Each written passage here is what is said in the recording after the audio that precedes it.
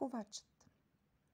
Жабокът цар отиде при ковача и рече му: подкова ми служи. Служи си сам, му каза онзи, върви си и не ми пречи. Жабокът цар се скри в тревата, застана в светлото петно, което се изливаше от стаята, и гледаше ковача как нещо тайнствено с метала прави. Грешно е това, си каза. Тръпки ме побиват от това, макар да съм студена жаба.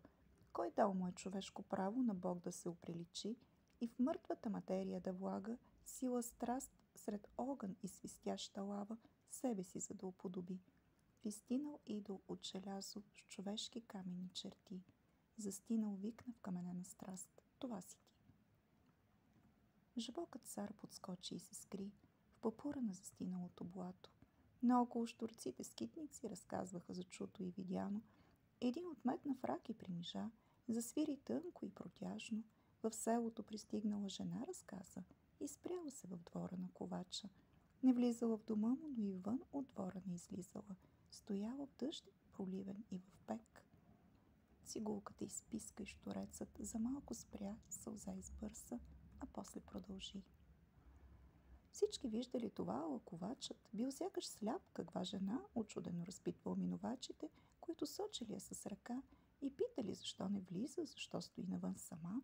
Било септември, меко време, а тя облечена добре била и сякаш нищо не й липсвало.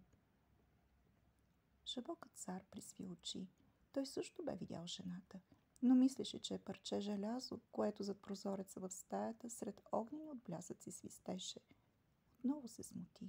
Не беше редно това, което ставаше тогава. Да, щурецът продължи. Стояла вън като една от птиците, като дърво с клони, обкръжили залеза. Не искала ни грижи, ни храна. Сякаш всичко на света си имала. Всички виждали, ала само той. Ковачът, да, излизал всяка вечер, оглеждал, вслушвал се, но не. Веднъж дори остана часове да слуша нашия оркестър. Каквото можехме и спяхме. Той слушаше, очи притворил, но внезапно ръка повдигна, сякаш в нещо се докосна. Повдигна другата ръка. Цигулката отново изпищя и сякаш в някакъв метал се вряза друг и разтопи се. Искри свистяха и грамовен глас се плисна в нощната тъма. Над къщи и гори увисна, а после вятър го пое. Помете и луната и звездите, настъпи пълен мрак.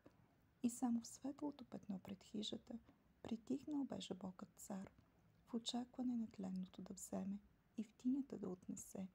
Когато светлото петно изчезне, когато мъртвият метал на сутринта Създателя си изтощен погледне.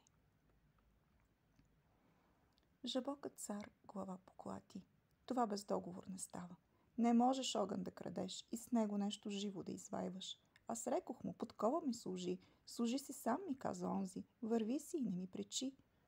Но как без договор с нас ще влиза в нашите стихии човекът слаб? Стоях и гледах го как с тленни сили върти ковашкия си чук. Създаваше какво звънтящата некия. Сърцето си разбиваше на прах и сам превръщаше се в разтопена лава. Кой бе ковач и кой желязо, едва ли знаеше в този час. Попаднал бе в хаос на стихия. И как да бъде иначе, когато не беше сключил договор с нас? Цигулката се вряза в този глас. Кога е грях, щурецът го запита. Та тя стоеше в двора му сама и той единствен не я виждаше. Нали бях там, видях как приближи се тя. И той отнесе в дома си своя блян и плът придаде му, но ваша милост не бе поканен да кумува там. Разсърди се владетелят на мрака и огън от образа отне. Не беше грях, не беше забранено, защото, както ми уточнихте, не беше сключен договор с вас. Извърши пъкленото дело. Ковачът с вдъхновение и страст, но искаше душата му да бъде цяла. Как? Тъй сякаш никога не е свистяла лава, сякаш никога в грамовен глас не е заливал къщи и гори и сякаш никога не е метял звездите с него вятърът. Не беше грях, не беше забранено, казваше. Но още щом се зазори, видяха хората от селото, че странната жена си отишла. Ковача също нямаше го днес. На другия отново не отвори. И тъй бе всеки ден. Когато зимата дойде, аз скрих се някъде да презимувам и дълго драмите човешки не стигаха до моя слух. После скитах надалече. Но ето пак дойде септември и рекох да намина тук. Папурът се размърда и зашепна. Покой не мога да намеря вече. Да лъжеш Бога, кой не го е правил. Но аз и дявола смутих. Без договор поисках да сгреша и тъй да си остана чист. Но чисто е единствено желязото, а аз пред него съм разбит и бродя между двата свята. Жабокът цар ми викат, кува подкови и човешки блянове. Опитвам се да бъда чист, но чисто е единствено желязото. Цигулката повтори и подписа се, щурецът скитник и на път пое. Септември също си отиваше.